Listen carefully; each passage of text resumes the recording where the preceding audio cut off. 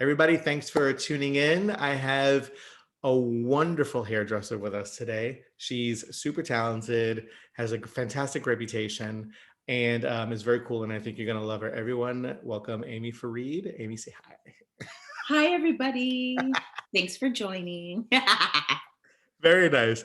Amy, so thank you so much for doing this. I really appreciate it. Thank you for asking me. Oh, of course. Tell us about yourself. Tell us how you got into the industry. Well, I got in the industry a long time ago. I've been in New York for 20 years. Before that, my passion for fashion and hair came when I was a teenager, actually, when I met my best friend in high school, who I also met, who was a fellow fashion victim on the low. We were like low key fashion victims because we were in Wichita, Kansas, which is a small city in the like mid southwesty part of the United States. And I was so lucky to find that one person. And I'm like a big into that. Like if you could find just one person that you could share your love of whatever weird thing that you're into, it really helps you as a human being to grow and believe in dreams. And so because I had that one person with me, my best friend Shiraz Ansari, who was a photographer, so we kind of already had our little team set up back home.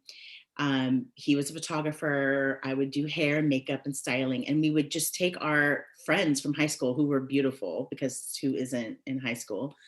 And we would like scout different schools too. And we were scout on the street. And we started doing photo shoots. So we would go through their closet. We would come through, and some of them became our like best friends. Like it's crazy. We'd go through their closet, and we already knew about, it was crazy. We just like devoured like Italian Vogues and every magazine. So we knew exactly like, oh, we can make this merry-go-round top look like Armani, or you know what I mean? And we were really influenced by like Herb Ritz and Ellen von Unwerth and Bruce Weber, like all those like big 90s photographers, and obviously like Stephen Meisel and all that stuff. So we would take our high school friends and do photo shoots with them. And those pictures are still beautiful and fantastic and like embody the 90s. But we were so creative at like such a young age. And some of these models were actually models. They had a little modeling agency in this city in Wichita, Kansas. And some of them weren't models, but they would have modeling, what are those modeling conventions called? They would come around like the elite model look of the year. Oh, wow.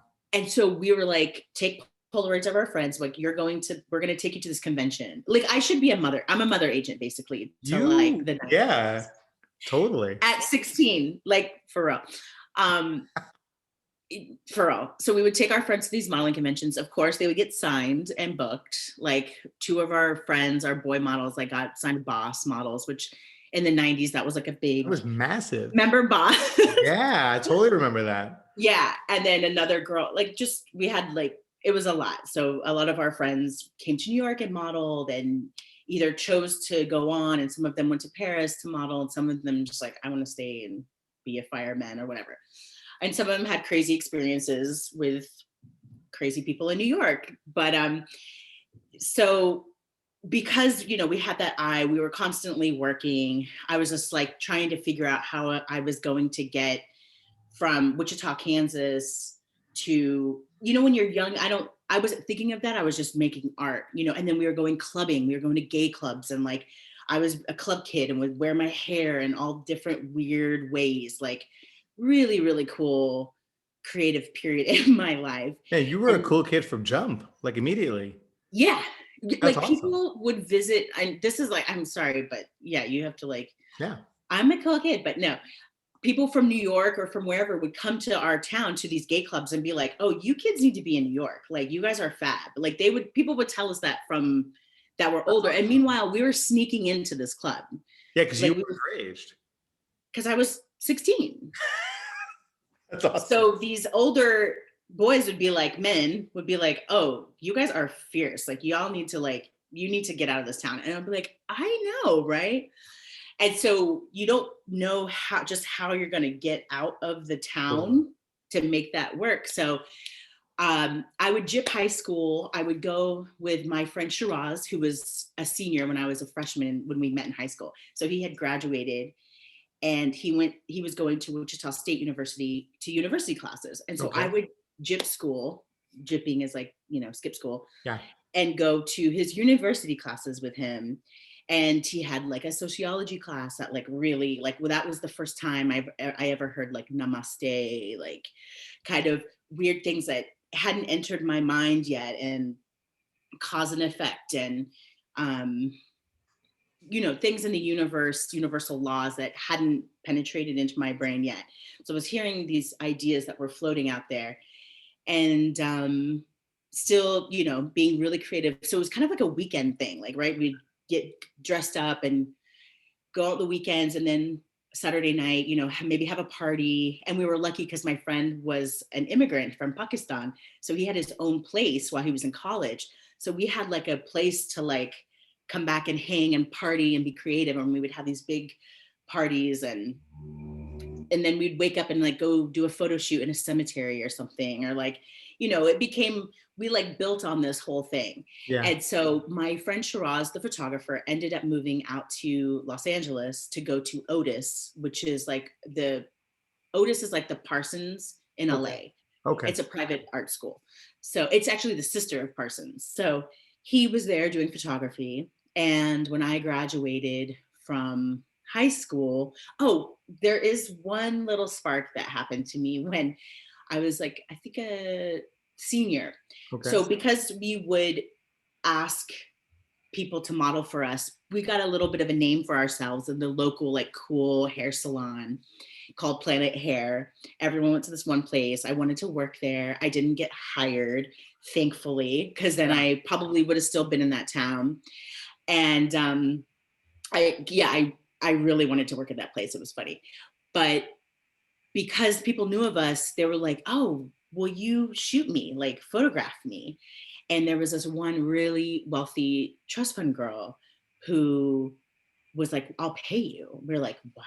Oh my, what? So, and she was gorgeous, like Snow White. She looked like Snow White with this beautiful curly Wow. hair. And like people in Kansas don't have like that kind of beautiful, like curly Sephardic hair.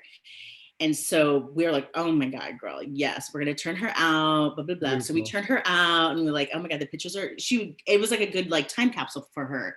So if I Amazing. was like 17, she was probably like 21. And so anyway, we did her photo shoot. Shiraz went to LA. I'm living in Wichita, still kind of doing the same thing, not as much because Shiraz has left. I picked up the camera for a little short time, Okay. which I love taking pictures. And this girl, this trust fund girl, actually ended up becoming the no, fashion editor for Czech. Um, oh my God, Amy, do not forget this magazine, Esquire. No way. So she went to, travel Europe. And then, of course, like girls that travel Europe end up becoming fashion editors back in the day. Of She course. became a fashion editor and brought a photographer back with her back to Kansas, where I was living. And one of my friend, Ben, who had become a model, but then came back to be with the man that he loved, but traveled the whole world and did fashion weeks and everything. Him and I were both together back in Kansas, in Wichita, just living our best lives and whatever. And so she came back and was like, I want to do a photo shoot. And we were like, oh my God. She's like, oh yeah, I'm like this fashion editor. Look, I have all these clothes and and we're gonna get this girl model and Ben's gonna be our other model. And it's like, I'm like, oh my God. And so the gay club that we used to go to, we used to have to jump, we used to have to go under a fence on one side of the joint. That's This in the awesome. country. Yeah. So Yeah. it's like one side was like all like a big meadow, or not even a meadow, like brambles, like crazy, like sticky sticker woods. The other side was a trailer park. And so she's like, I want to shoot in the trailer park. I'm like, of course you do. And so we went to that trailer park and shot. We did 2 6-page editorials. So whatever, you do that, I'm not knowing like what's happening. So those magazines came in the mail. And this whole time, my mother, single mother, hardworking, just we were poor, the whole thing. She was really cool and let me do what I had to do. Which is And awesome. just like, oh, she's playing dress up, like no big deal. Like she'll Yeah. figure it out. Like I wasn't pressured to be one thing, little comments here and there. But so when that magazine came to me and I saw my name and I was like, oh my God, like mom, wait, this is like, this is oh, this is what it is. Like, I can do this. So I showed my mom. She was like, "Oh, that's cool." Because people back home, they don't know, It doesn't register.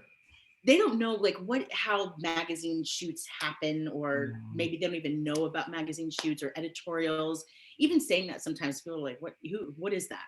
yeah. Even I do clients in New York who work on Wall Street. They have no idea. They're like, "So what do you mean by photo shoot?"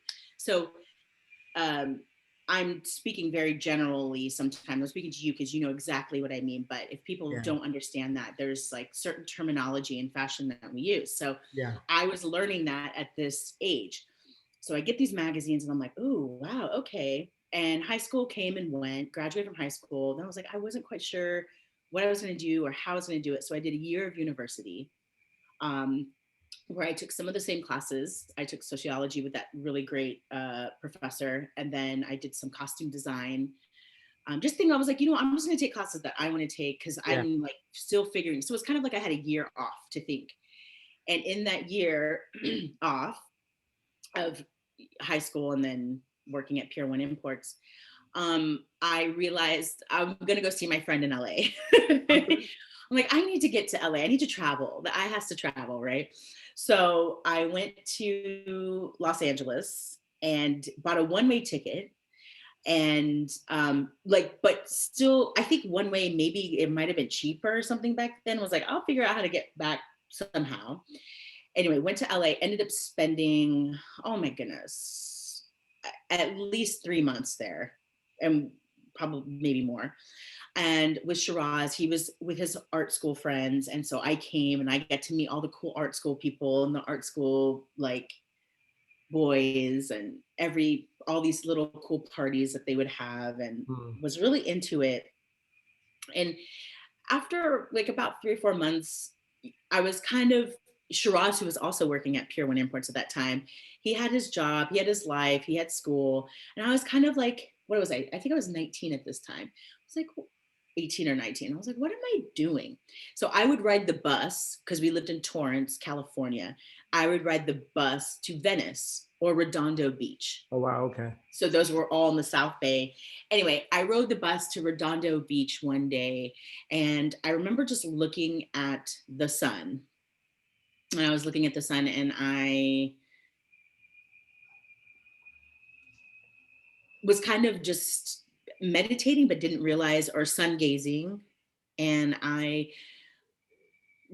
was the first time I felt like I felt nothingness, where when you meditate and you just have like your breath, just everything is just, there's nothingness.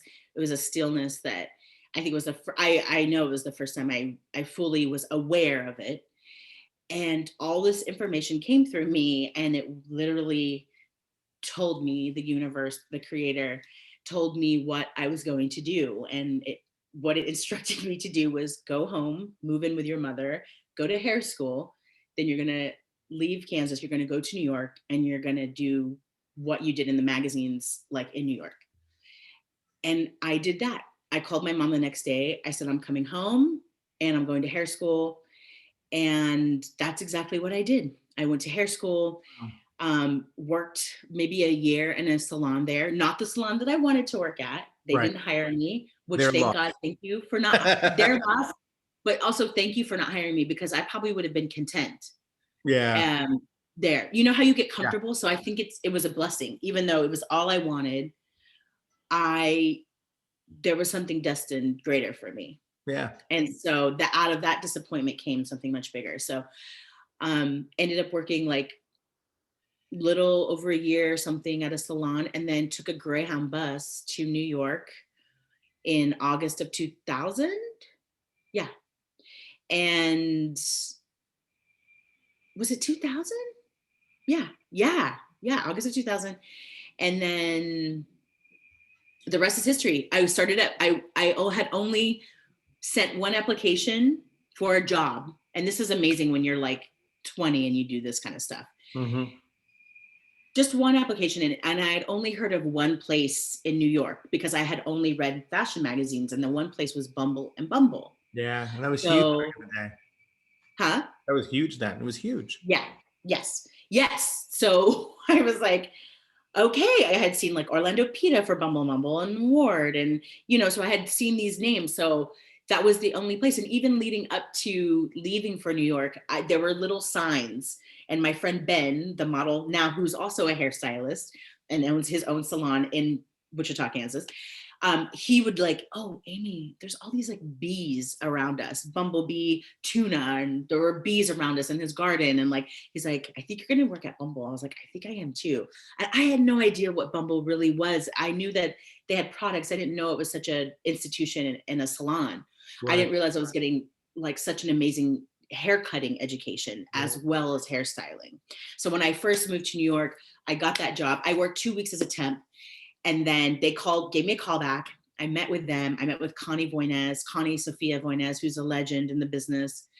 And she hired me. And now I came in with my little portfolio that wasn't the House of portfolio, but like a janky LA version. I love it. That was a little side note earlier about little House of Portfolios. And showed her my little portfolio, which was just of like my friends and my friend, and then the art school friends that we took photos of in LA when I was there.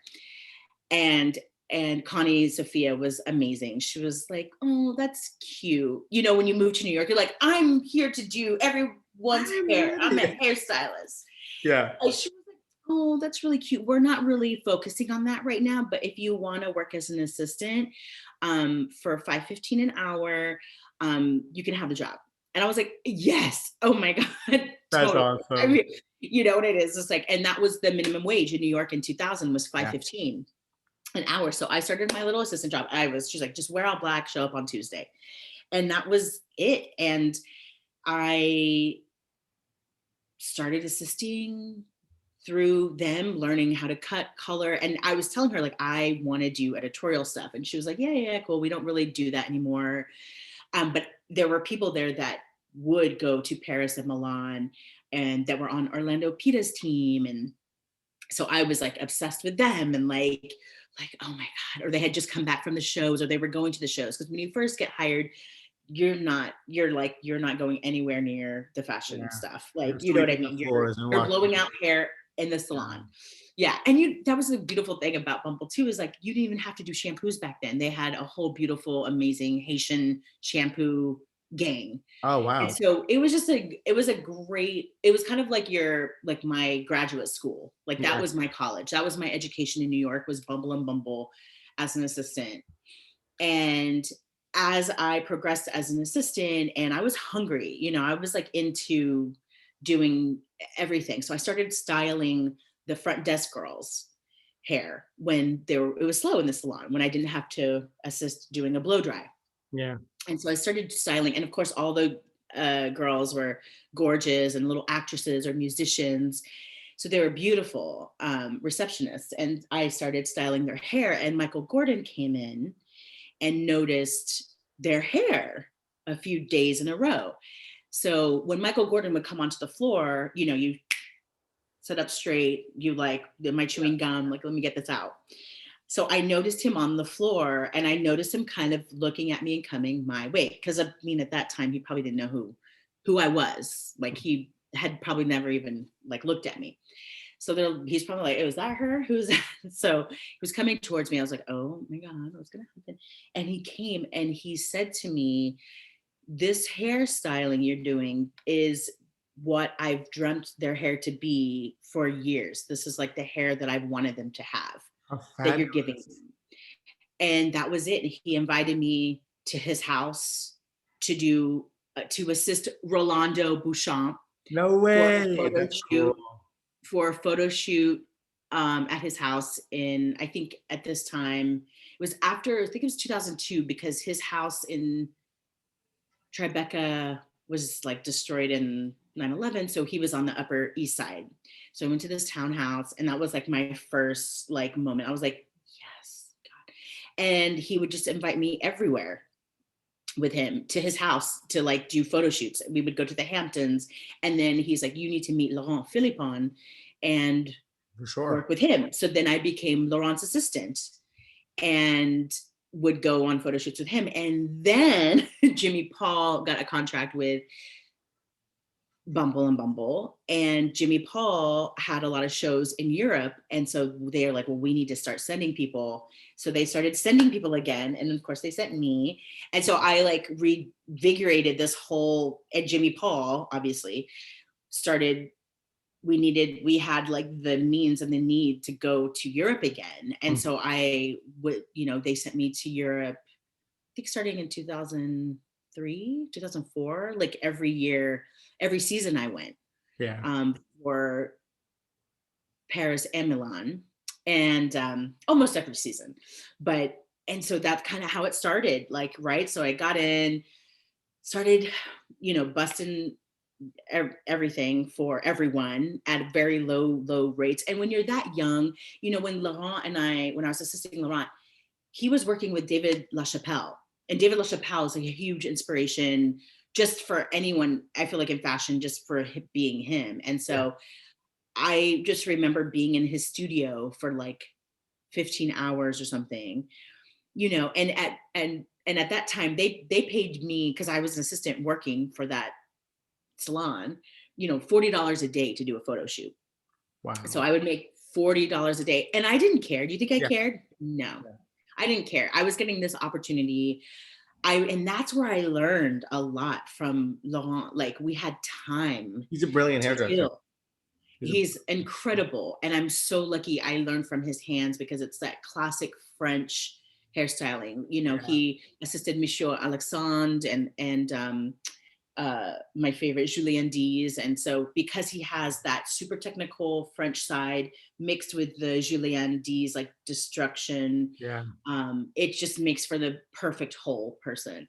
And so I love that about Laurent. And he was very technical with me. And so he taught me so many of his um, abilities with a curling iron that are just insane to me. And so, whereas, yeah, I only got paid $40, but the knowledge that I got You from can never being, and buy I that. was with Patty Wilson, I was with Amanda Lepore, and like, oh my, just whoever was there that day, whatever celebrity, or, you know, just gagging. And I was gagging. These are like people that I was like, oh my God, like I'm doing Amanda Lepore's hair right now, or I'm with Sharon Galt, Mama Makeup. Like, Yeah. just the cast and characters in David LaChapelle's studio was worth it.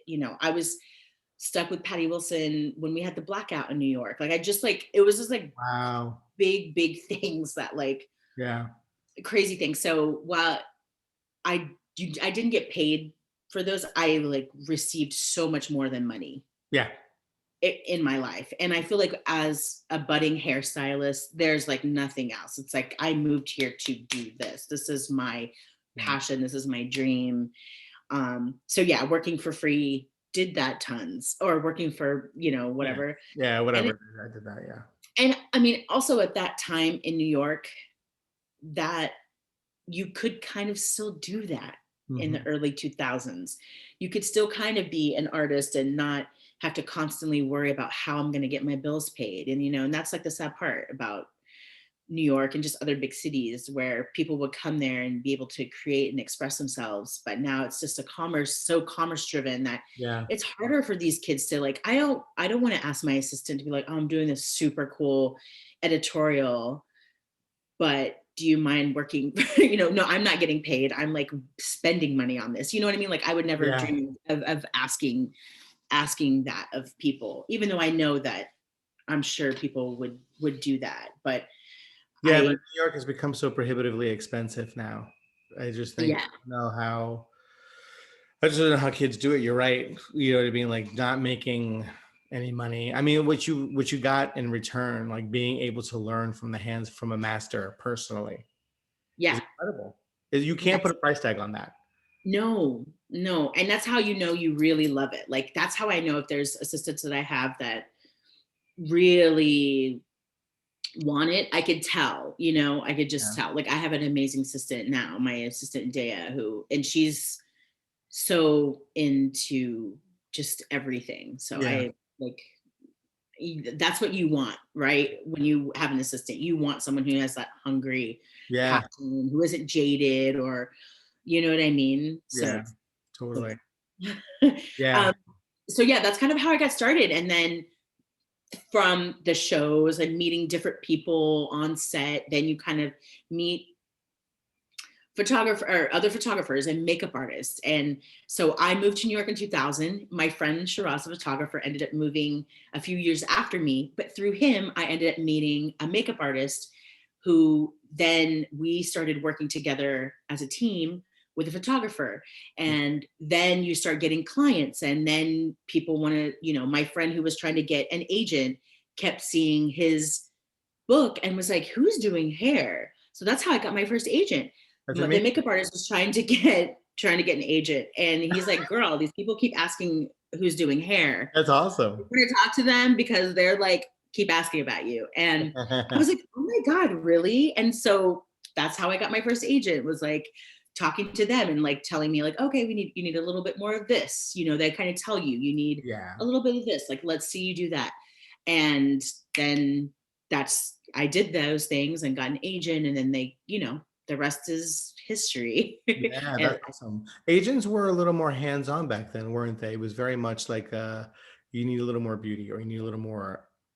I feel like I don't hear that. yeah, especially her, Christy Engels, who was like, I Yeah. mean, I love her as a legend. She was actually Rolando's agent at that time too. Mhm. And so I knew like she was an amazing person just because she had great artists already and they spoke highly of her.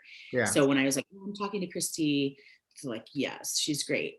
Although when she became my agent 6 months later, she quit because she was like, I'm kind of done with all this and I'm going to go up to her house wherever she has a beautiful house up here in the Hudson Valley, and was like, I'm good, I'm gonna stay up here. So yeah, so I had her for a little bit, and Yeah. then You're like, I just we got here. yeah, which for me, when I would see people like Rolando who had her for a long time, like that's more of a gut punch of just like, oh my God, my agent. But for me, I was like, okay, I'm new at this, like Oh yeah.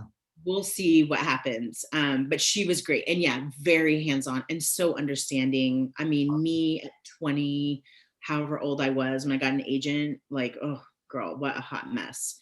Yeah, There was a lot of hot messes out in the world then. Like, but yeah, so that's true. I was really, really thankful for her. That's awesome. What a great start. I love that. And that's such a funny, I love that from the very beginning, you were about it. Knowing, From yeah. this is like, I don't know how to do anything else, you guys. Like, I really, like, this is it. I don't know if But there's any. it's cool that it's a testament to the idea that it doesn't matter where you're from. You know what I mean? You don't have to come from some fashion family, because we've seen that, or celebrity family where they had where Yeah. it's like generations of people who have been in the arts or whatever. You just, if you're that person, if you're into it and you're willing to take the risk, which is what you did, Yes. like go for it. Because you have to have the guts to go for it. Otherwise you'll never make it anywhere. And I was lucky in that sense, maybe because I had no other choice. That's true. That's good. Yeah. Like I had a choice to stay and just be not regular, but just live there and be a hairstylist. Yeah. And But there's nothing wrong with that life. That's a great life. nothing at all. Yeah. Like I feel like now I'm coming back into just loving that client hairstylist behind the chair vibe. Yeah. Because I find it empowers people. Yeah. And It's that's a very pleasant relationship as well. Like yes, clients come to definitely. depend on you. You're very helpful to them. I Yeah. low key miss some aspects of the salon as well too. Like just Yeah. having cool relationships with people that you really like. Yeah. You know? It's funny because yeah, when I would work too much, do too much editorial or photo shoots compared to like the salon, like I didn't want too much of one. I loved the balance. Like I love like, okay, I'm shooting so much, like I need to do like some haircuts, some clients to Mhm. like ground me more. Yeah, yeah, like it has like a very grounding, humbleizing kind of feeling, like doing a client behind the chair. Yeah, So yeah, it's an interesting thing, but yeah, I had no other option. Like it was like the what am this is it. Like where do I go from here? Like I have no other. There was no other options for me. So it that's was a like very cool story. getting on a Greyhound bus. I love And that. 16 years old, running around with your friend, doing your own photo shoots and stuff. I'm about that. I think that's amazing. So it your was transition makes great sense. I love that. yes, it was the Yeah. best thing. And I mean now, and two, this is like now everyone does their own little photo shoots when we're at home. We have all these our little cameras and gadgets to do those things. Yeah. But back then it was actually a thing, and we had to go to develop film and Yeah. look through the group and like all of that. It was so much more. Yeah. But there's Contact such shoots. Yeah. a rise up of film again, film use, which I love, Yeah. film, Same. Polaroid. But yeah, everyone does photo shoots on their own now. It's Yeah. like it's cute. Like we were just doing that in the 90s. So yeah. I love that. That's so cool. So what have you done? We talked a little bit. You said we were talking about how you've stayed inspired or stayed excited or into doing hair still during this whole time, like during this pandemic, and while work has started to slowly come back, it's still a little bit weird. So how do you keep your inspiration up? How do you keep yourself excited about the work? Well, the great thing about having all this extra time off is I get to read more. I get to watch more or listen to more music. I recently, before the holidays, got a new turntable and I have just like gone back on my vinyl stuff.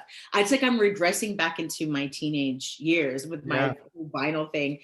And but music is constantly inspiring me. So I get so much inspiration from music, and because we get have so much more time, documentaries or movies that I never had time to watch before. Now I have time to watch, or I have time to meditate. I have time to ride my bike. You know, nature is constantly like inspiring me. Yeah. Um, so that's for me, it's just like the greatest thing. Also, I got to go to Mass Mocha this summer when What is they opened up. Mass Mocha is in Massachusetts. It's uh-huh. the Museum of Contemporary Art in Massachusetts. Oh, It's in the cool. Berkshires. Yeah. And oh my God, it's just such a nice getaway filled with art and really, really cool vibes. Like I really miss like being able to just go into museums and Mhm. um yeah, you just don't take anything for granted now Yeah. because you're not allowed to do anything. So Yeah. Wow, everything that's true. is you know like so the excitement surrounding going to that museum was like wow. So it's like really the little things Isn't that for me. funny? It's Um like a creative recharge. yeah, Yeah. definitely. Wow. It was like that when the Met opened here. I made an appointment because you had to make appointments to get in. Yeah, And then you yeah. get there and you're like, oh, I miss doing this. But it was actually in a weird way better because there was nobody in there. And So you're much like, better, right? I know. yeah. Like I was like, I've got this whole wing to myself. That's crazy. It's way better Yeah. museum viewing experience. You know, because you go to the Met and it's just tons of tourists. So Yeah. we don't have to fight through them No. or to hear them. Yes. Sorry, but you know what I mean. I It's do. like, do I have to do I have to hear Yeah. you? So it's just it's really cool. Like this quarantine is crazy. It's like the worst year of my life, but the best year of my life. Like I read a meme that said that. It's like there's little things that we had extra time to really appreciate that we never really did. It's like, oh yeah, I can go to MoMA anytime or go to Mass Mocha or Yeah. but it was special. How amazing. That's cool. I Yeah. like that. It's like an emotional, mental, and creative recharge, like stopping, reassessing, and trying to like building back up from the Yeah. ground. I like, And because I had time, I would write. So I've been writing, just writing, like whatever. I hope to pray to God nobody ever sees them. These writings that I've what are you done. writing? Scandal. I love it. No, Yeah, that's just my beautiful. stupid life. Like, just like finding like outlets instead of, I don't know, just instead of going inside of my brain, like, Sure. because we worked so much. I don't know if like people realize like how much we would work at times. And how Not physically and mentally and emotionally taxing our jobs were. Yes, Yeah. every bit, every sensory is like it is overloaded. So Yeah. for me to actually have time to be like, oh my God, I don't have I or you could just put things off. Yeah. You could just like put it to the back of your mind because it's like, oh, I have work and then things just kind of slip. And I still do that. But one thing, like if I'm very emotional or I just need to write or I'm upset with myself or I'm upset at someone, I write, and that is really inspirational too. So That's I cool. highly recommend writing, and any ideas I have, if I have like hair ideas, like I just like, so I always have like a pencil and or a pen and some form of like a book with me that I can always just write everything down because Nice. those moments of inspiration, Yeah. like they just kind of, happen Yeah. and you have to like write them down. So Because they come in a flash, and if you don't stop and think about it or try and put it down then and there, it will go yes. away. You'll be like, "This Yes. thing I was thinking." Yes. Yeah. Yes, so Yeah. many times that happens to me and I don't I wanna write it down so I can, like, Yeah. actualize it. Nice. I like that. That's inspiring. That's really cool. That is really, really cool. Wow. Yes. So where do you see things going? Where do you see the future of our industry heading? Ooh, that is a great question, and I don't know where it's going, but for me, what I would like and what I kind of see, is more inclusivity, more diversity, more sustainability, Hmm. which for me I love that. One of the last shoots I did before the quarantine was a sustainable fashion lookbook.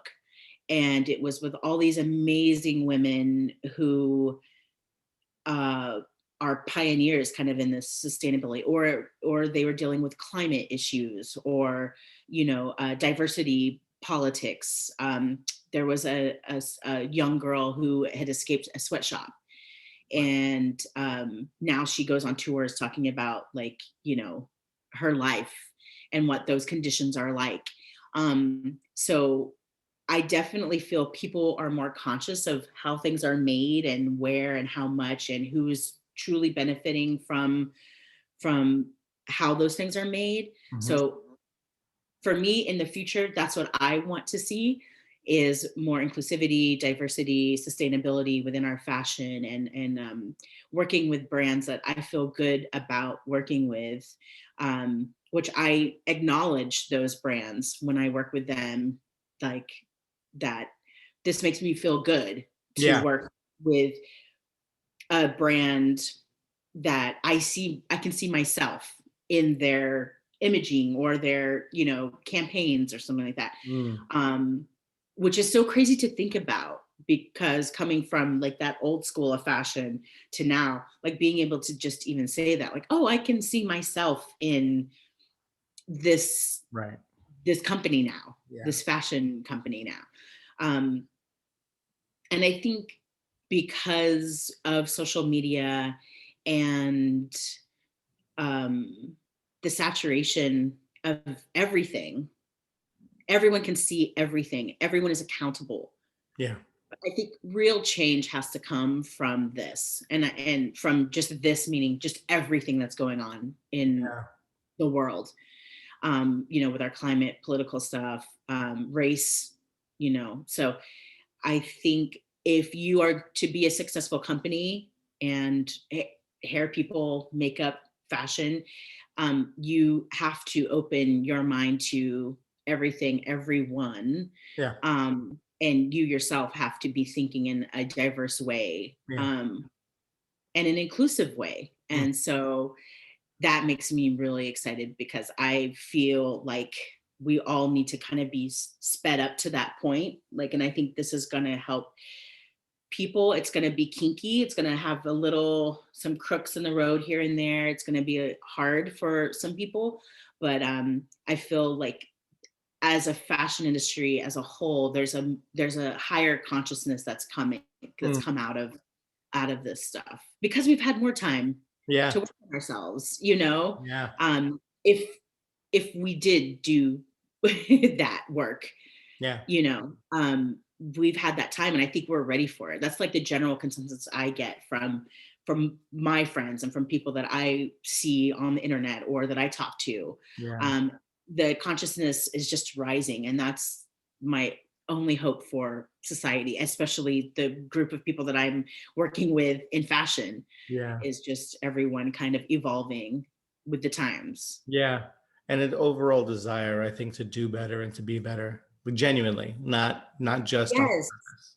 Yeah. Yes. And I think what we've learned too from like being locked down, like we can't sustain or we shouldn't work that much. Like I loved for the first 2 weeks of the whole quarantine, I was like freaking out that I didn't have anything on my calendar. And Yeah. when I realized I didn't have control over that, right? We're all such control freaks. We Yeah. all want this to be like this. Like, no, what do you mean I don't have anything on my calendar?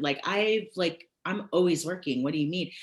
That's who I started identifying as. And Yeah. so being able to not identify that as that and just be like, wait, this might be something I'm into. And then I remember looking at my phone, of course, and seeing that there were these reports coming out of like India, that there's like mountain ranges that were viewable that hadn't been viewed since like the 70s Wow. because of no pollution, because people Wow. weren't going to work.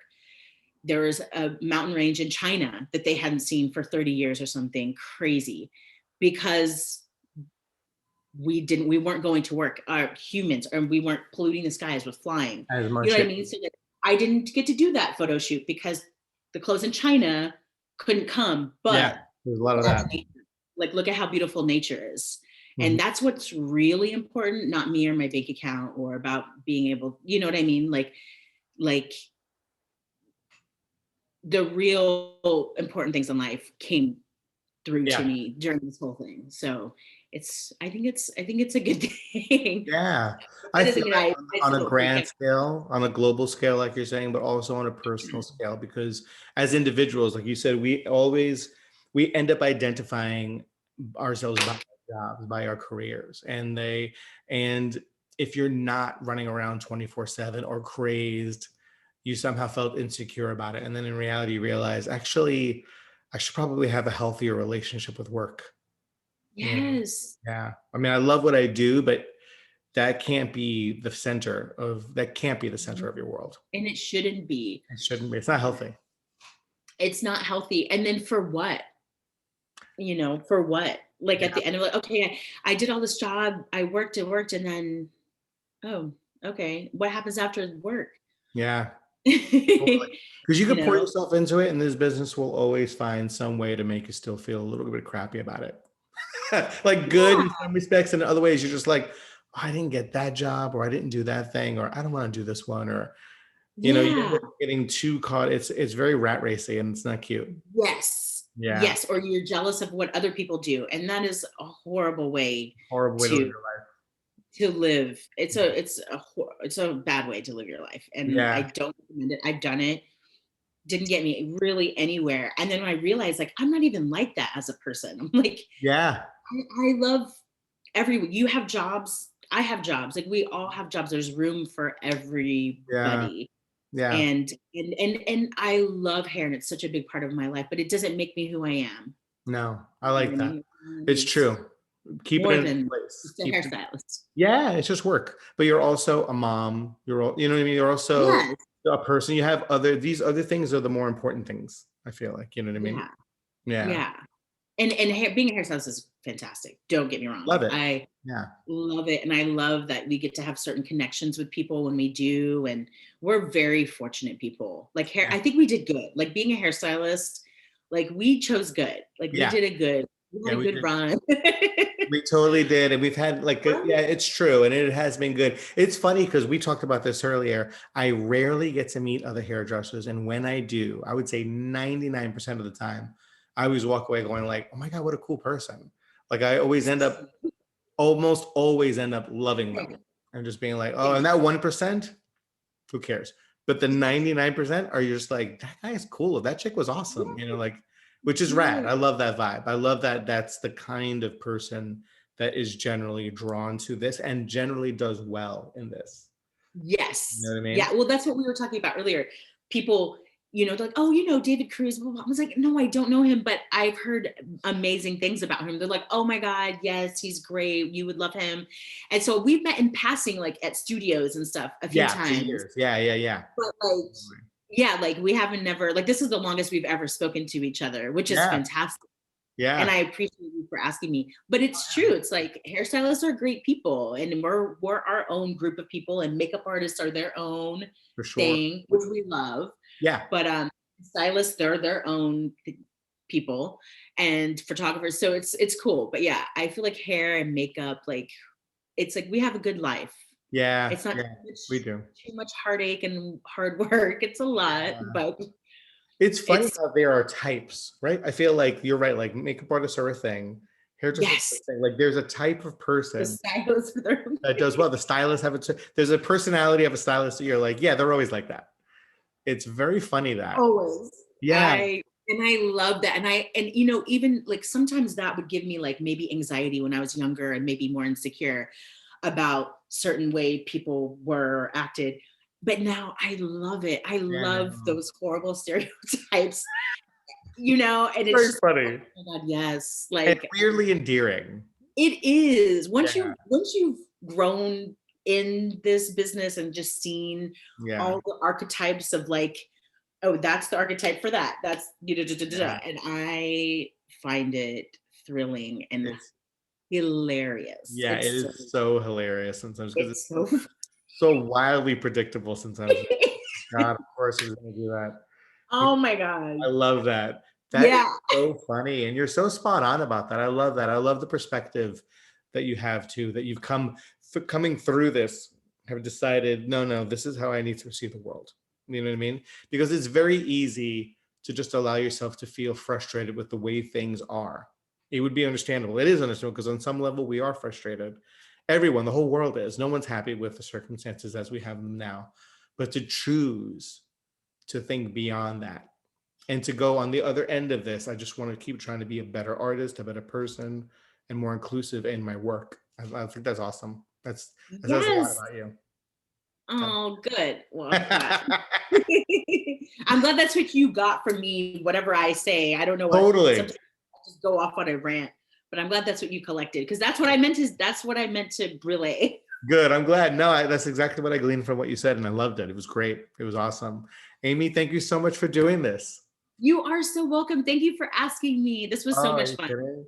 You're awesome. I'm a massive fan of your work. And for years, like I said, I also have been hearing nonstop about what a great person you are.